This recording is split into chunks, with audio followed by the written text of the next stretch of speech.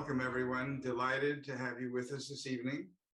What an extraordinary time we live in, and certainly an extraordinary time to share with you the art of Samuel Bak and his extraordinary journey from 1933 to today, and from Vilna, Lithuania, to 16 different sites along the way to Massachusetts near the gallery.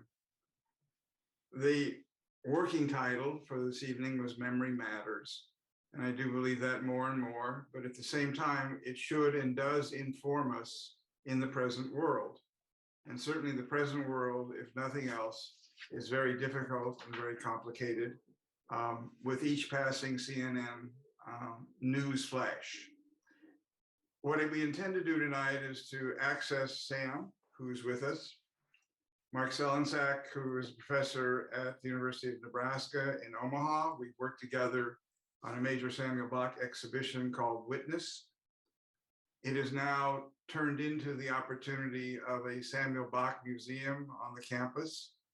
And the artist has donated 512 paintings. And Mark and I just got off a Zoom call with the chancellor of the university discussing the notion of creating a freestanding museum in Omaha that would bring people from all around the world to engage with the primary questions that his art does raise.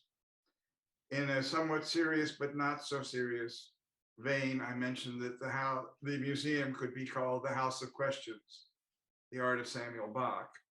And there is, in fact, a documentary on Sam's work called The Painter of Questions. So we're not far from that. And we will invite, I think, in the chat room, Rose, if that's okay, any questions you may have as we go on this journey this evening. We're appreciative of many of you who initiated the idea of just coming together and talking. Sam and I have in the past done what I call vaudeville dances together, and now we have a trio with Mark. So it's going to be fun to share with you and to engage with you around these works, realizing that I think, if nothing else, Jews survived not by prayer, but by humor.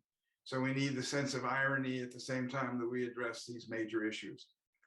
The first image that we're going to look at certainly is appropriate for our discussion, called Continuous Journey, I hope.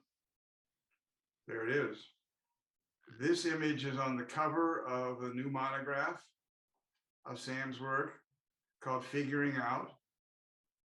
And I think rather than having Mark be the first one, why don't we let Sam talk about this, Mark, first, and give us a perspective on how this evolved, what it represents for you, and then Mark and I will certainly interrupt.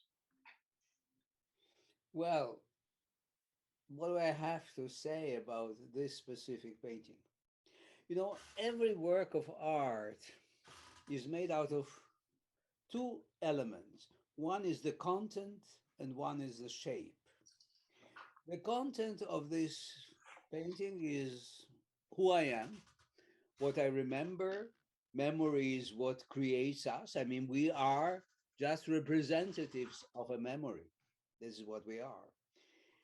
And when I do such a work of art, the thing that represents me in it and the content don't take up much time because I'm who I am and so on. But I try to find the proper shapes for it. Sometimes my great partner of painting paintings, which is my subconscious, lets into the painting all kinds of things. For instance, I hate traveling. I hate traveling. As a child, I was a refugee with my mother. In 45, we took trains. We had to go over borders. We had I was used by a band of smugglers of money to transport thousands of rubles or dollars, I don't even remember, that were stuck on my body and so on. So, I mean, I have very good reasons to hate traveling. And here in this painting, where I thought, as men the one who travels, the travel being his life. He moves from a place to which he's anchored. He moves to a boat that is supposed to be bringing him to some place, but the boat is also anchored. I mean, this continuous need to journey to get away from the things that we are imposed to face, and at the same time, maybe knowing that we have to face them differently than in our dreams, but in reality, through compromises or whatever. All these complexities are part of this painting, which is uh, on the cover of the book called Figuring Out.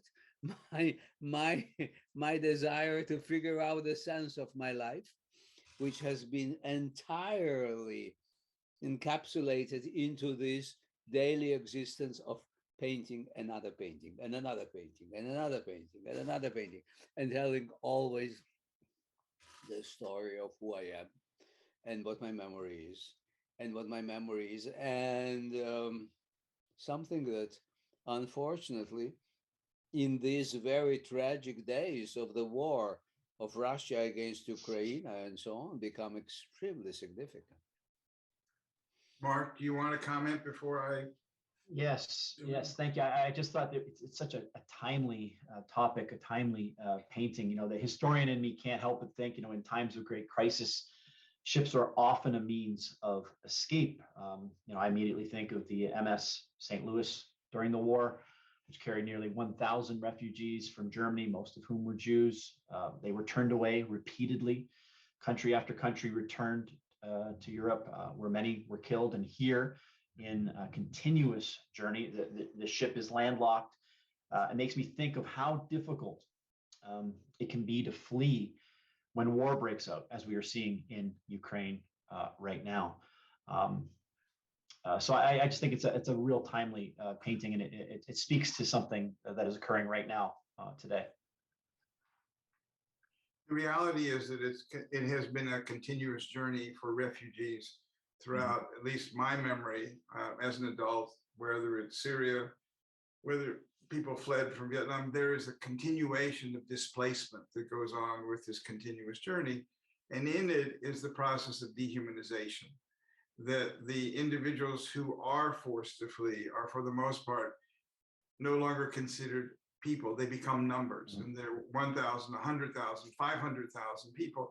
And this notion of the dehumanization, depersonalization of the act itself is just one of another of the questions that Sam's work continues to raise. So it's not only the continuous journey, it's the continuous questioning. The next painting I think I really want to share, it's just recently, I think, went to the museum in Florida. Florida Holocaust Museum was just given to them, was formerly owned here in Boston. And again, the notion of, and I love this idea that Sam, you were talking about being forced to go from one place to another. There's also what you take with you. Yes, yes. And particularly in this, and so part of the issue of journey is also being uprooted. And how do you deal with that? So visually, this painting, for me, more than any of the others that we'll look at, deals with that notion of the uprooted tree. There is the other side of this, which is the description in the book of Proverbs of the Torah itself, described as a tree of life who nourishes all who hold on to it. But this tree of life also has blackbirds. And then it's also torn off from the roots of the tree in so many ways. And so how do you, again, you talked about your subconscious talking to you.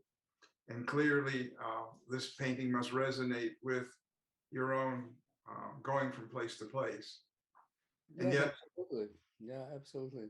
I mean, a tree is something which is supposed to have roots in a given place, and that is where it develops. But a tree is also something that when you think of a family, you think of the branches, you think of how a family develops and so on. And then suddenly you have to leave the place and so on, and you take with you whatever you have of your family, which is a part of your idiosyncratic construction, a part of your memories, and so on. And you somehow carry all these roots that are in you with yourself to where you move. And I mean, I have been an eternal refugee all my life.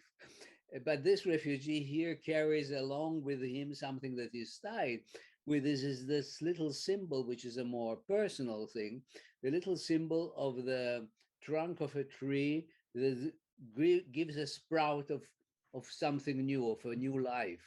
And this is actually a very Christian emblem that was used in many paintings of the Renaissance in order to speak of Jesus as being a sprout of the tree of the forefathers and so on, of the family of David and so on.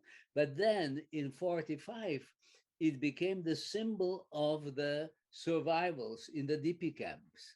So I carried a little lap like this of the tree trunk with a sprout, which was we were destroyed, our tree was cut off, but still there is some life. It goes on.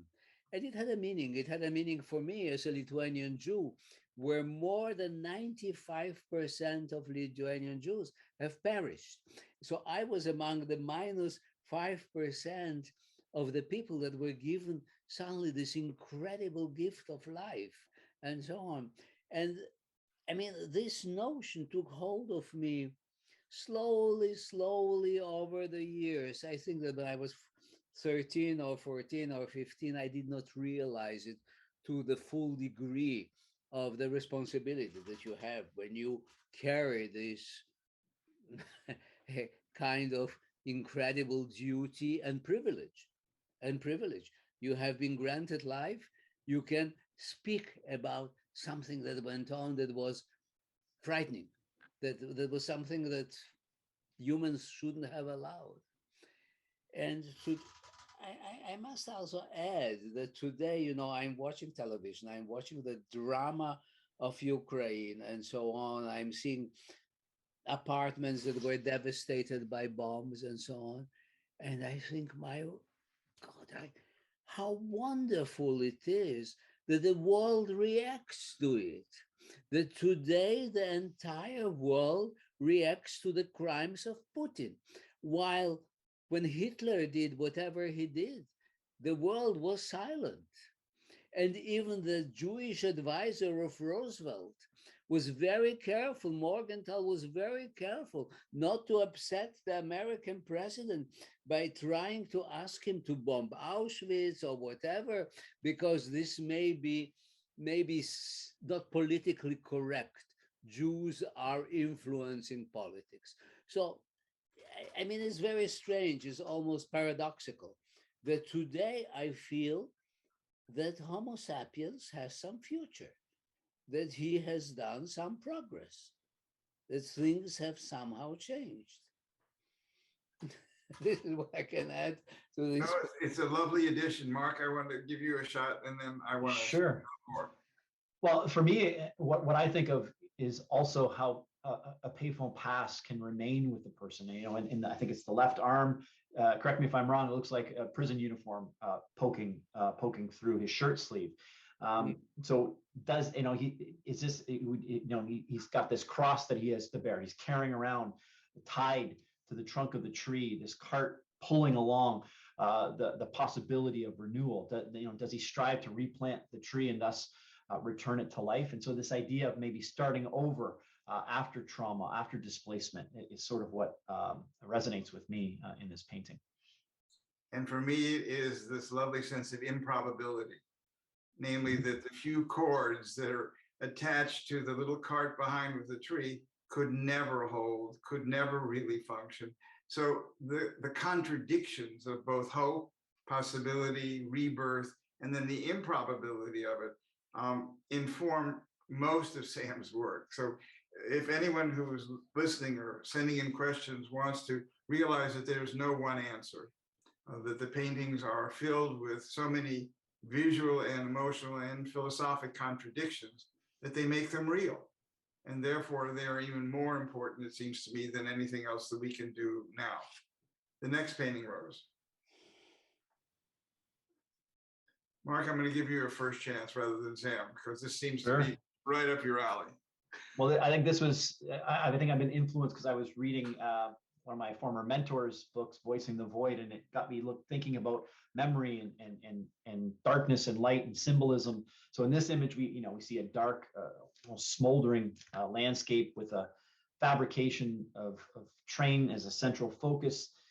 The candles burn in both the foreground and the distance, the smoke billowing in the air. Candles, of course, symbolize light in the darkness of life, especially individual life. And in so many religions, a candle is lit in memory of the dead, perhaps as part of prayer. But for me, this painting also evokes silence.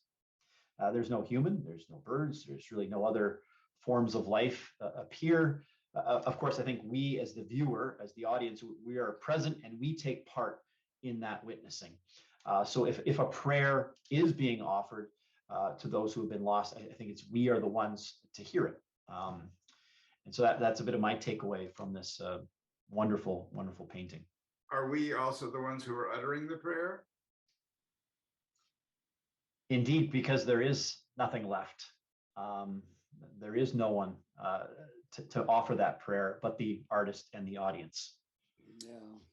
Well, I painted this painting, I don't remember, 30 or 40 years ago.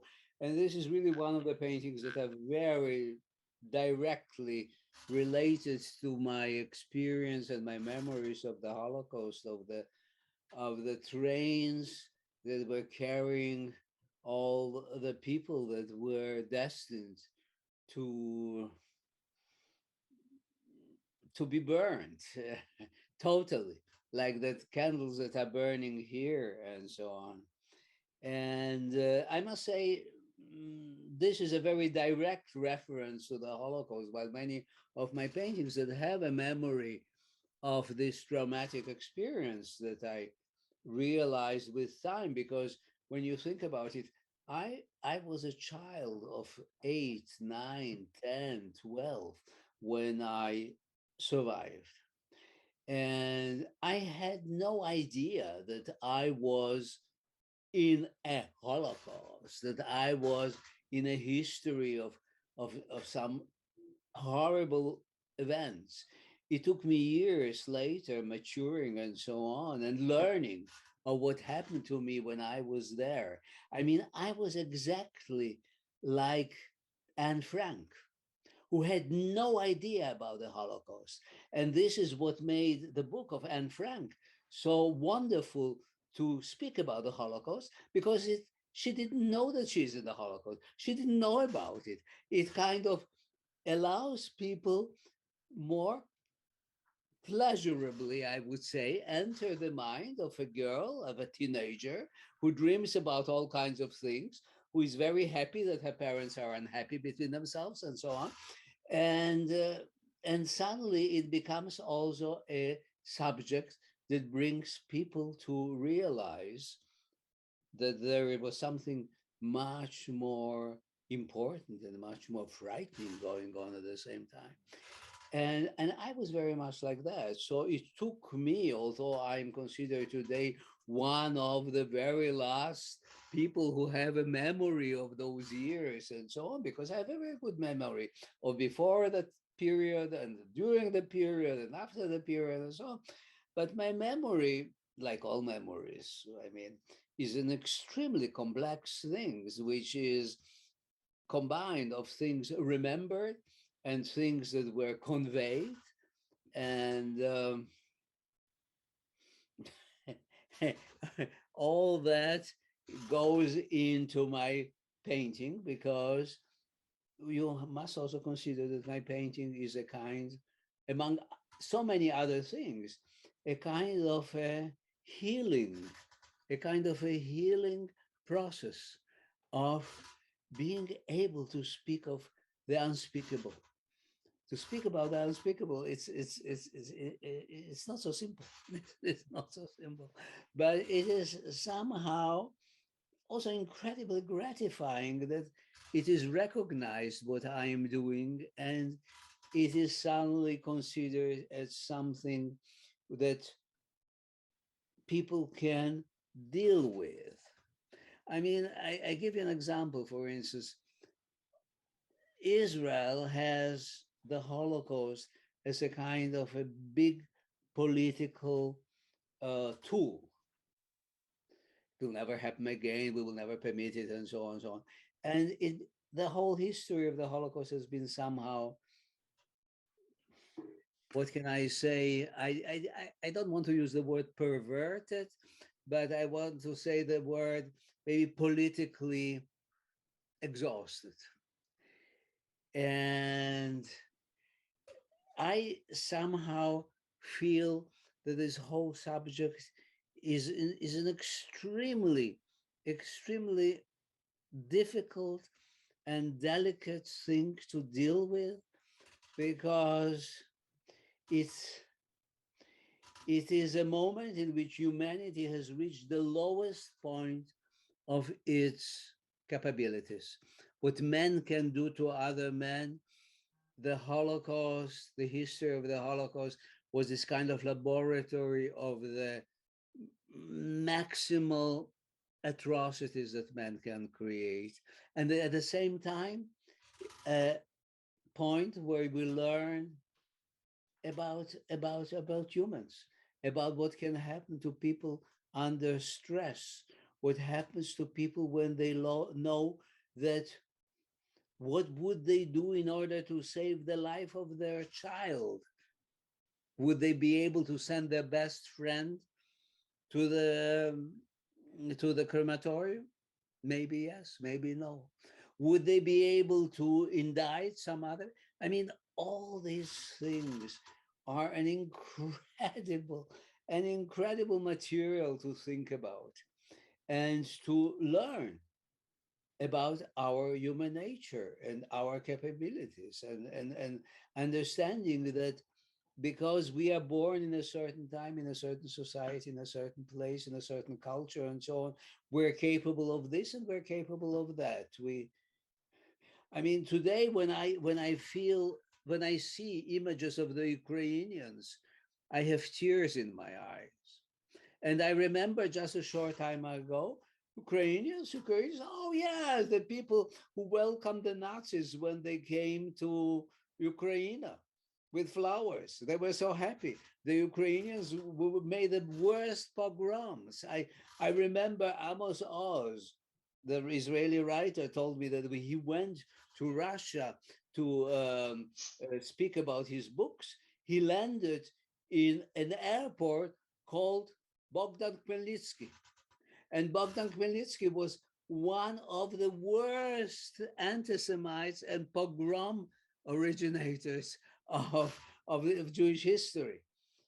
And today he is a hero and is an airport named after him. So where do you go from all this? I'm sorry, I maybe. No, Sam, I think it's so important because there are two things, one of which is the train carries a lot of baggage, and you just A shared lot with us of some of your baggage. baggage. And I'm speaking of my baggage, you're right. No, and that's perfect. And also to the resonance with the boxcars, with the bodies. And instead of allowing the bodies to transfix us, what you've done is filled them with the facades of houses in which the Yeah. people lived.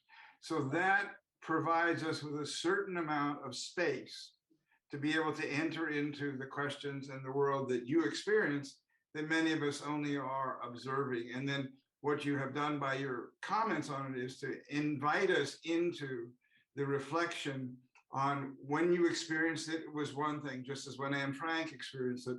As you matured, it became another thing. And now as you've seriously matured at 88, it becomes another set of questions. Mm-hmm. So the invitation for people with your art is exactly what you just did, which is to go through this process of integrating the questions that your paintings ask and then ask it of themselves.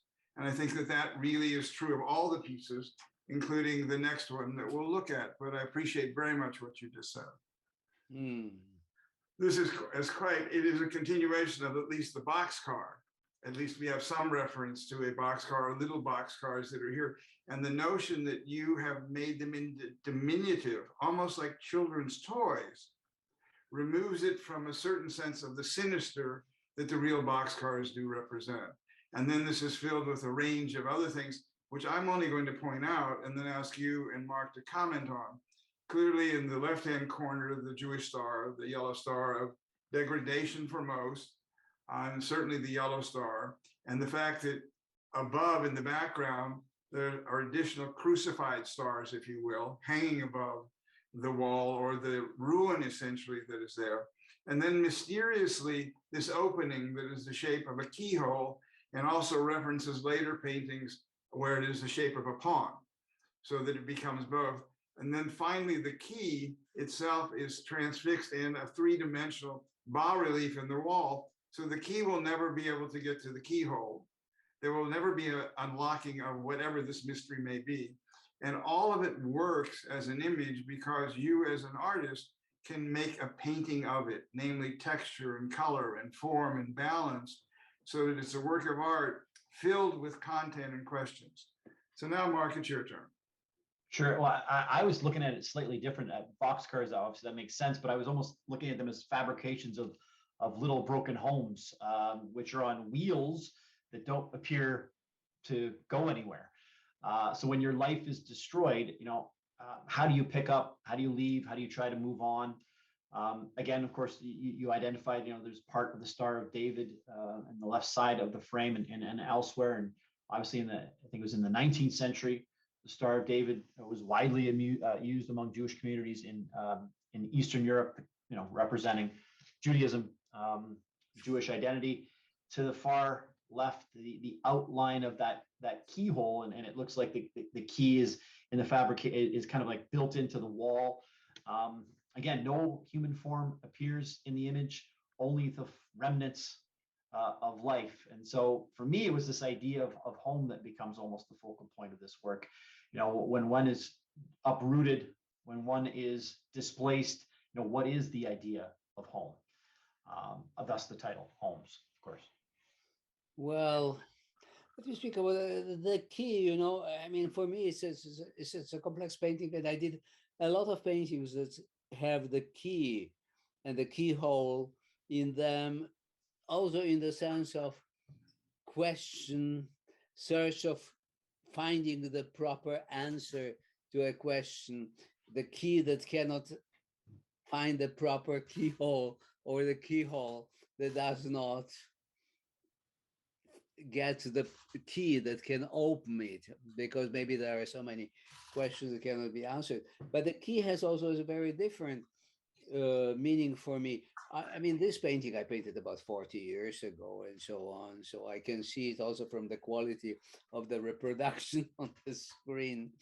The key is embedded in a wall that has something to do with the Wailing Wall. The Wailing Wall, the crying stones and so on, the key is there. And it also reminded me very much when I painted it, and the key always reminds me of it. In 1940, my mother and I were thrown into the ghetto.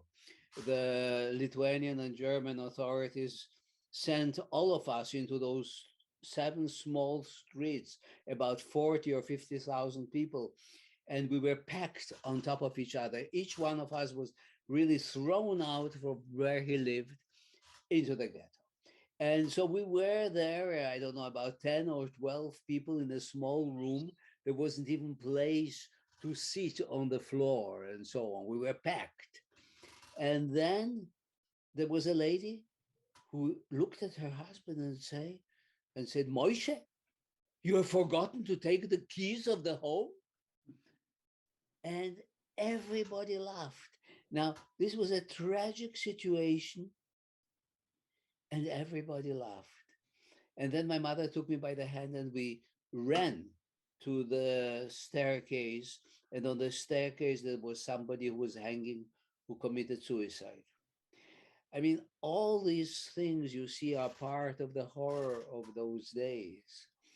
And so here, the homes here, they try to find another place because they have the wheels and so on, and the keys. They're extremely complex, like all the things that I paint. They are rooted in certain personal matters, but then I'm trying to think of what it is that they have more universally meaningful.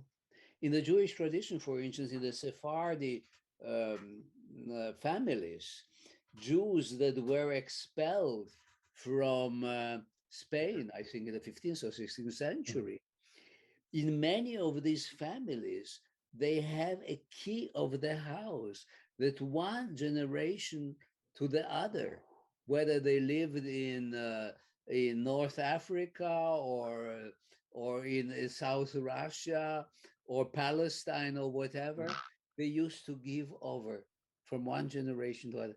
We have the key. It means there is a house somehow, somewhere that we have lost, where we will never give up the idea of return, a kind of an eternal return to some place.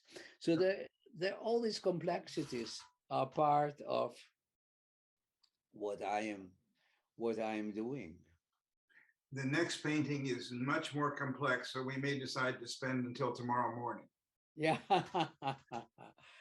But it Yeah. is one of the richest paintings, I think, in terms of imagery, and specifically related to the subject we were going to start talking about, which is journey and immigration and uprootedness. And it just is beyond belief. The color is heightened in this a bit, but nonetheless, the imagery is so powerful in it that, Sam, why don't you begin and then I'll sort of hop in maybe and Mark. Well, what can I say? Well, this is a painting about taking boats in order to get away from somewhere. It has, of course, also a very clear central theme of the tablets of the law, of the number six, of the Star of David, and so on. But it goes much further. There is also a boat that has no specifically Jewish connotations. There is also a possibility of the sea in which something is sinking, and so on. And I mean, when I look at this painting, I think very much, Mark, of when I came to your class in Omaha, and I met with so many students that were there from South America or from unprivileged neighborhoods and so on. And I wonder, I asked him, how do you relate to my stories, which are the stories of a Jewish child from Lithuania and so on? And then I realized that all of them have this kind of sense of belonging, not belonging, of being permitted to have dreams, or maybe not be permitted to have dreams. And suddenly, and this is where I felt an incredible sense of gratification to see that what I'm talking about can really touch every human being who lives this very painful experience of having to accept life that cannot go on in certain circumstances, can go on in other circumstances, is not always permitted to go on in those latter circumstances, because people sometimes very selfishly want to protect their comfort and not share what they can give to others, and so on. So all these things touched me very much. And I don't know if all this painting by itself tells all these stories, but I'm telling you what it makes to me. Sam, I must tell you that an hour ago, we were in the midst of a conversation about why your paintings are and will be on the campus of the University of Nebraska in Omaha. And if nothing else, we should take this out of our conversation and show it to the chancellor and the people who were at that meeting. Because exactly what you have said about your satisfaction from the direct communication with young people who are our future, certainly given our present age point, but are the future of our country and of the world, have the opportunity to engage with those questions because of your paintings. And I think that more than anything else says it all. Mark, you should talk a little about it if you'd like, and then also sum it up. Yeah, Bernie, you took the words right out of my mouth.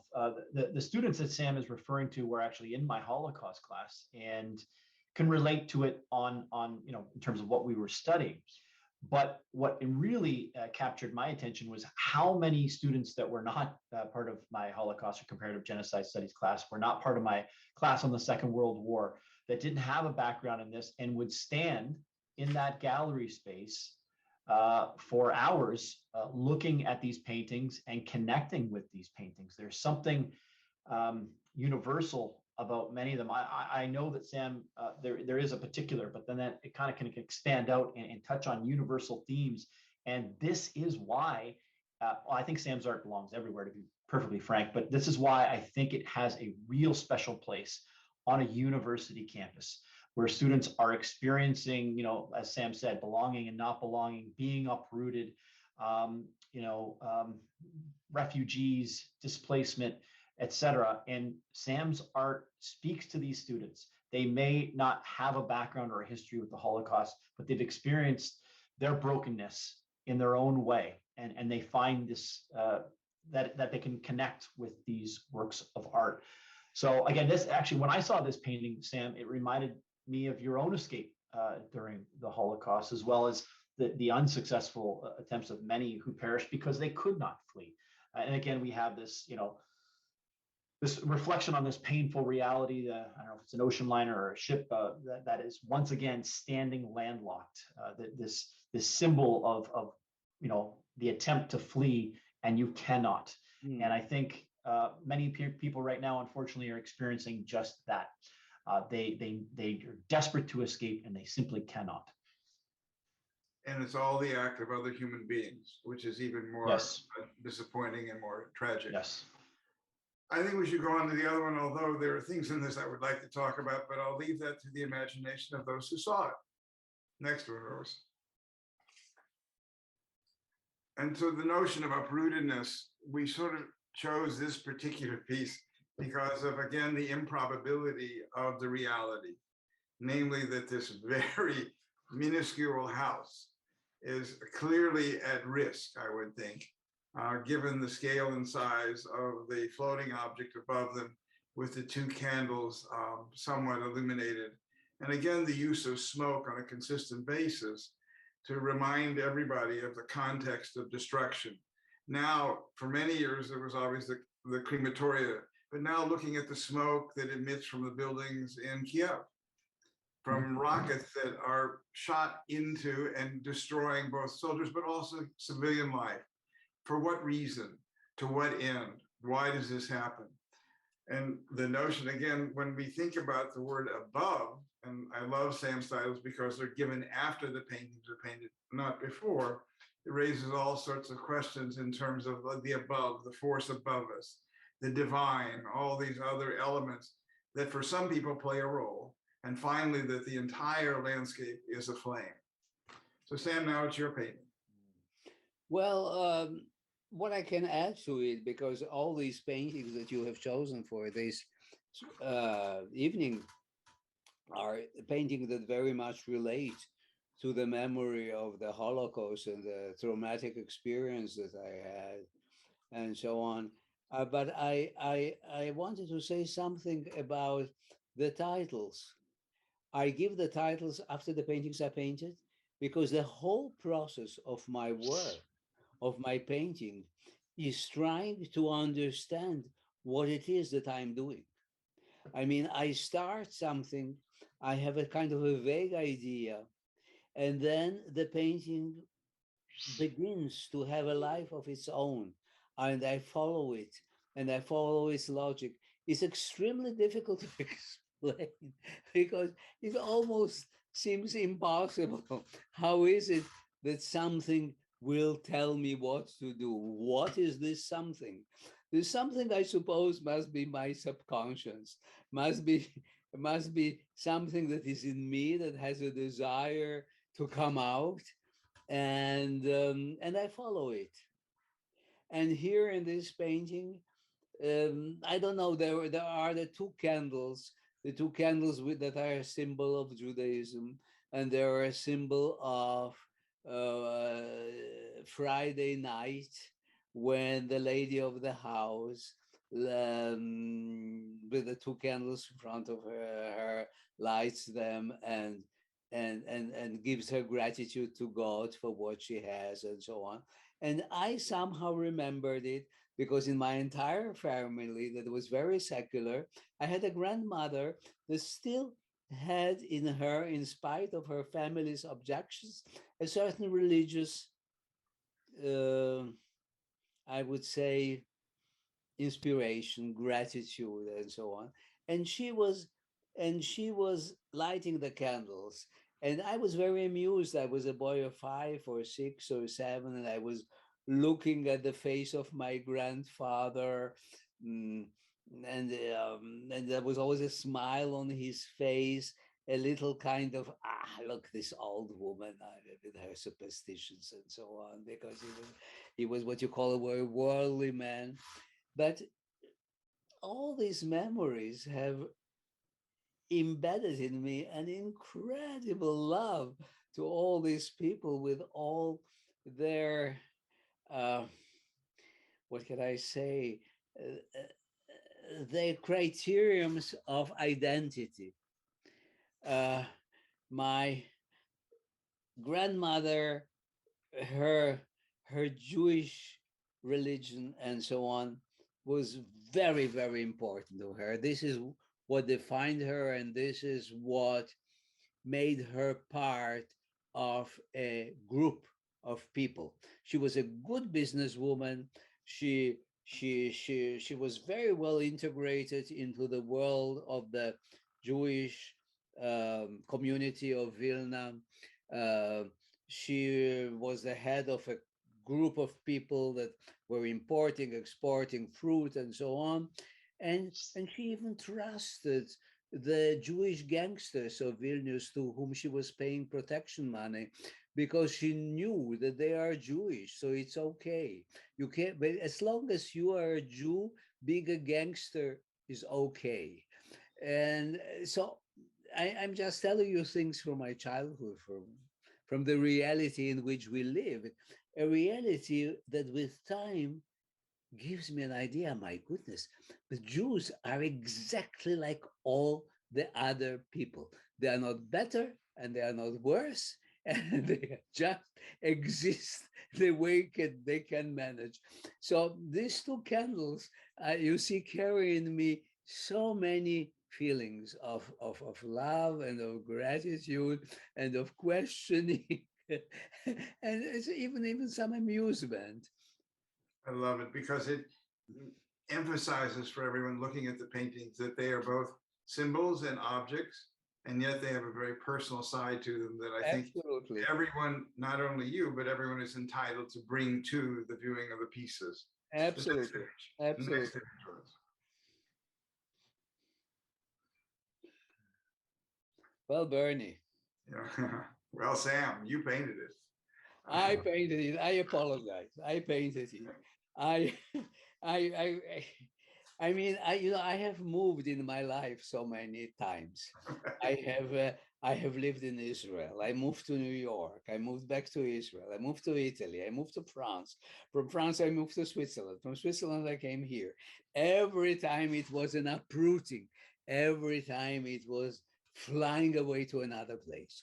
Every time it was it was bringing myself, knowing that even if I uproot myself and I took myself, my flight will always be extremely difficult and extremely complex and, and will demand an enormous price.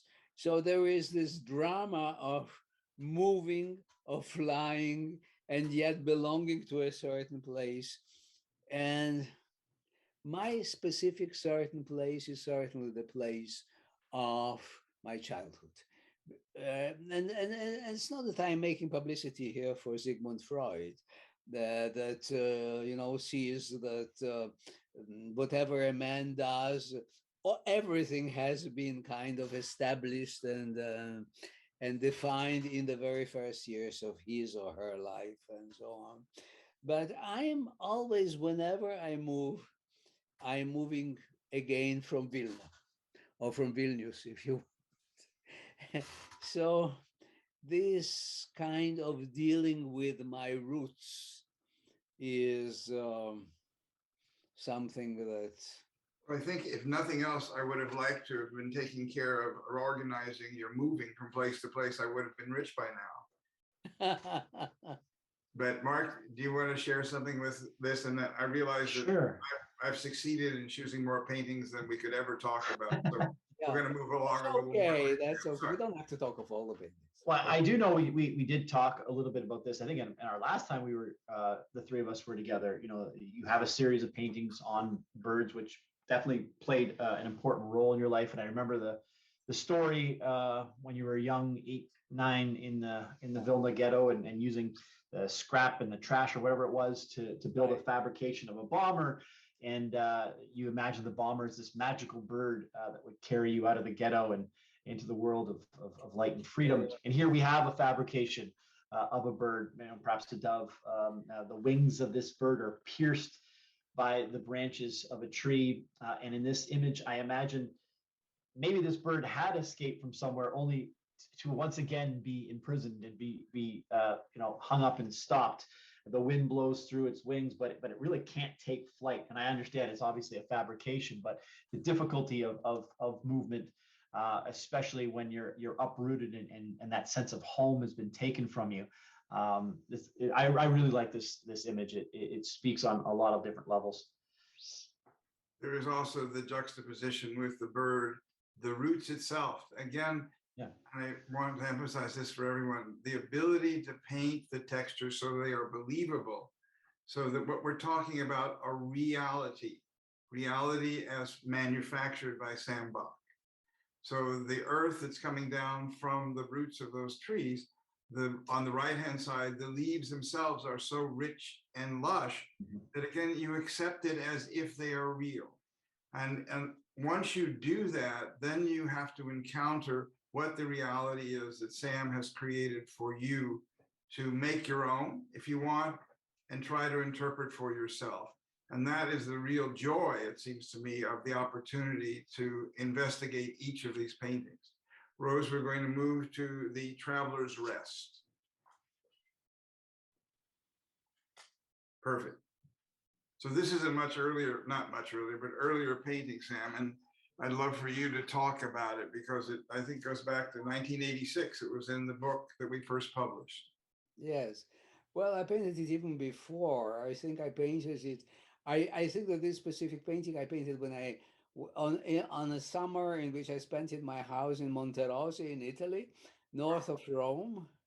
And this was already a time in which I have exhausted myself in too much traveling. I was a little tired of it. And I have somehow already here introduced the image of the figure with wings, somehow the melancholia of Dürer. Also, this is not based directly on the melancholia of Dürer, but there is already this person that is made out of bits and pieces of different existences. And these bits and pieces of different existences is who I am, because I have lived in so many places. I come from a real essential Yiddish land of Vilna. And then I studied in Israel in Hebrew, where all the things that related to the diaspora and to the past and to Yiddish were kind of inferior and taboo. And then I went to France and I absorbed the French culture and French tastes and so on of art and modern art. And from there, I moved to Italy and I started to speak Italian with a very slight Polish accent. So that whenever people met me, they were wondering, what kind of Italian am I? And they asked me a couple of times, are you from the Vatican? We had then a Polish Pope who spoke more or less the same Italian that I spoke. And so all these bits and pieces of that figure are somehow the essential structures of my own nature and my own self. But also the articulation of all the peklach, all the packages, all the bags that a traveler brings. And you know how much you even enjoy carrying books from one place to another, let alone suitcases and bags and so forth. Right. That it becomes personalized. But introduced into this is already the texture of the rock, and the rock becomes relevant as this kind of disruptive force in so many of the later images. Right. The wings themselves, and referencing also a painting on an easel. So as you said, there are bits and pieces of your entire journey in this single painting. And Mark, do you have a couple thoughts? Yeah, the stone or the boulder, I took that to make me think of the sheer weight of carrying one's possessions when uprooted, right? We just see this individual making an attempt to travel, to get away, fabricating wings, still under attack. We have the bullseye in the right corner of the canvas. We've got the bag, the knapsacks, or the string tied belts, keeping things together, and just the sheer weight of the journey. And of course, the traveler's rest. I see traveler's exhaustion from the journey. So let's move on, as they say, to the next painting, the next one after this, because this is where we're skipping. That's it, because this is one I added just recently. I think maybe because we were going to talk about journeys and suitcases and candles, and they all come together in quite an extraordinary way in this image. So Sam, would you talk briefly about it? Well, candles mean so many things to me, like to many other people. Life itself is a kind of, the life that we have is a candle that burns, that gives light, but it consumes itself. It comes to an end. So the candles are there, they're existing, but at the same time, we're in a hurry. We want to accomplish so many things. We want also sometimes to escape from some situations that are not comfortable. So this painting contains kind of two elements, two very vertical elements, which are the candles, which somehow carry in themselves something of the Shabbat, of the candles, of the ritual candles of the Jewish evening of Friday, that celebrate the peace of Saturday, that celebrate the home as a basis, and so on. And at the same time, the need or the desire or the inevitable needs to escape of the person that is running. So there is this contradiction of subjects in one painting that say something and exactly the opposite of it. And this, I think, is exactly who we are as humans. We always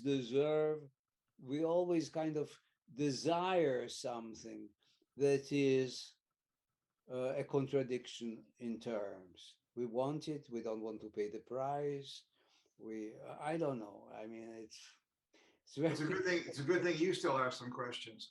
In addition to which, at the very base of it is some of the deconstruction of the rainbow. There are so many references. And I think it's also important, and hopefully this evening will have provided people with the opportunity to realize that Sam is that figure, and in his suitcase are all these images, pears, candles, birds.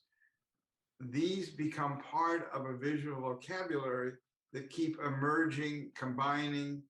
Dice, as an example. All these elements are an incredible part of an ongoing conversation or ongoing questioning. Next image, please. Certainly one of my favorite images in the recent exhibition, Sam. And I'd love for you to talk about it. Should I talk about it or Mark? No, I think Sam. Well, turning tables. I like very much this kind of turning tables idea where the roles of people are completely reversed. I mean, here again, I'm taking this tree that is supposed to be transported from one place to another. And it is a tree that is practically almost dead when you see it in this kind of little box with the wheels that it has already lost one of them, and so on. And yet the situation kind of changes, because when you go up, when you look at the turntable, suddenly the tree starts to blossom, starts to give out leaves. And there is something which is absolutely extraordinary, which is what life grants to us, is the sense of resilience, is the turning tables of resilience. It is Beautiful. absolutely extraordinary. Let me just bring here a moment the name of my cousin, the little girl with whom we survived, and she was then 4 or 5, and she lives now in Germany. And she spoke just now to the German parliament of about survival as a Holocaust survivor and so on. And she speaks very often. She taught in I don't know how many schools. And I spoke to her, and she's a survivor of a very difficult breast cancer surgery. She is a mess. And every time she tells me, when the television comes to interview her, or when she has to go and speak to school and so on, she suddenly forgets that she can hardly move without a wheelchair, that she can hardly do this and that. And suddenly she has this incredible force to speak and to tell and to remind and so on, which is so very important, so very important. I mean, she had all the prizes and honors and the recognitions that she could in Germany.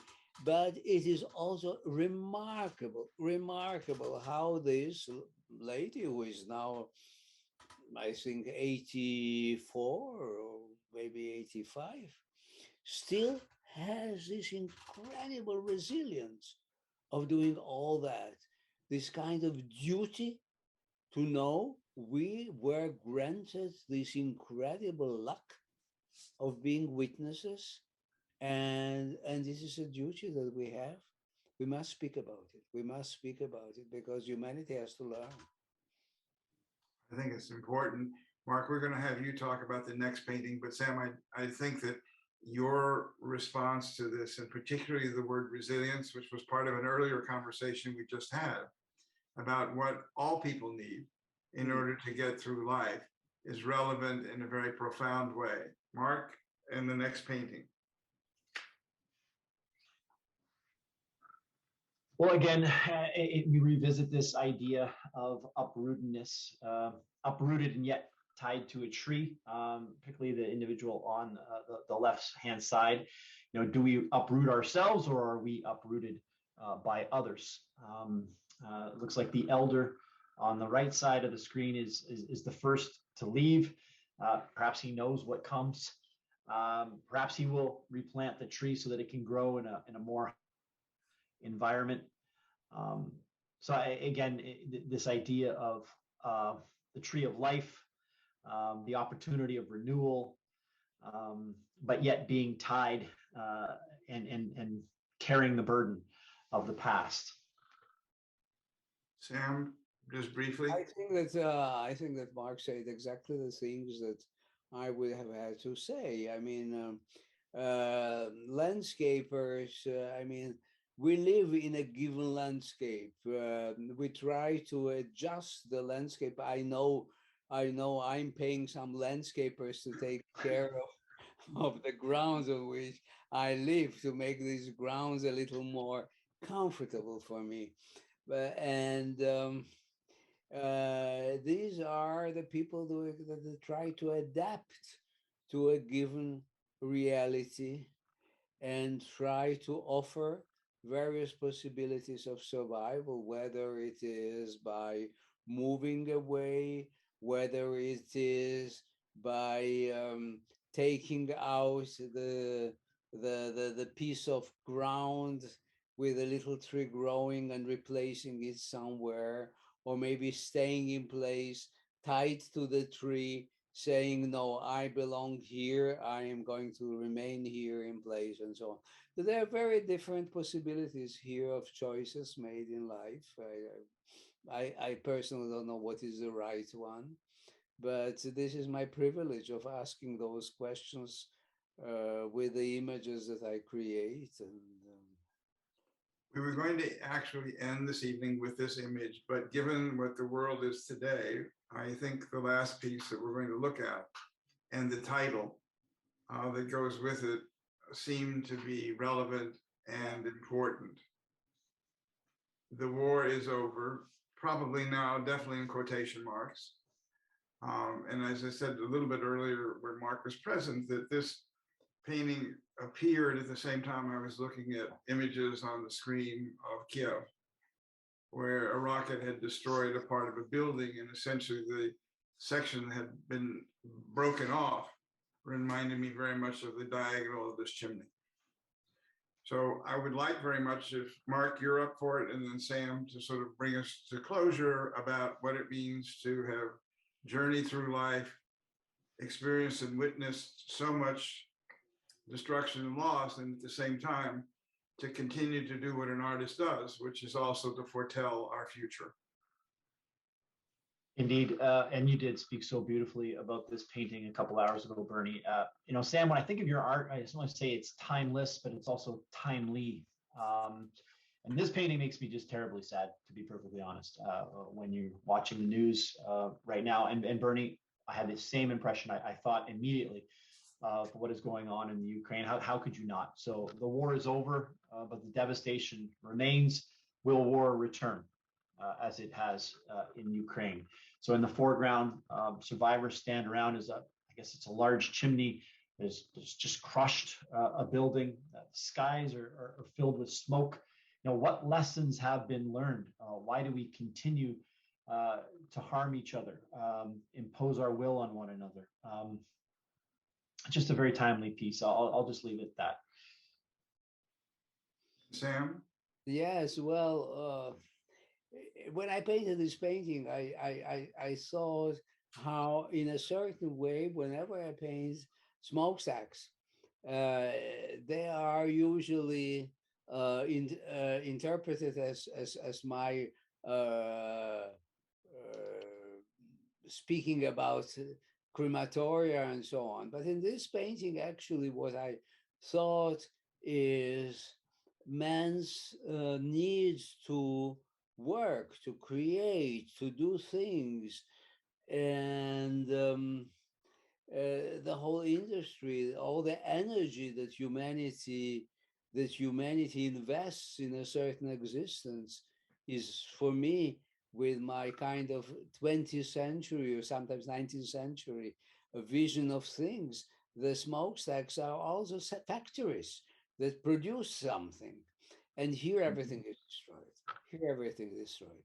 But in spite of the fact that everything is destroyed, people stand there and speak to each other quietly, try to figure out. It's very difficult to figure out what has gone on. And there is this kind of, I would say, uh, contradiction here between the horror that is happening right now of the falling pieces of the leaning the smokestack that can crush the other buildings, and the people who are kind of seemingly quietly discussing the situation, trying to understand it, being unable to figure out everything. And there is not much more than I can add to it, besides the fact that I personally think that having had the incredible response to my work, to all these paintings, it gave me certainly a sense of hope and incredible gratitude in that my ability to speak of things and to remind of things, and maybe in some way prepare things for a better understanding of what man is capable of. I don't know. Maybe it's too much that I am ascribing to myself. Well, I think it's a perfect way, Rose. I think we're going to probably end, but I just want to say thank you to Sam, to Mark especially, but also to say that, Sam, your final remarks about the survivors of the people standing around quietly trying to figure out is a perfect invitation to everyone. And when we send out the recording, we can add the catalog for the new exhibition called Figuring Out. And with the good hope and good wishes that whoever looks at it will be able to figure out a better way for all of us. So thank you all so much. Rose, thank you for your help.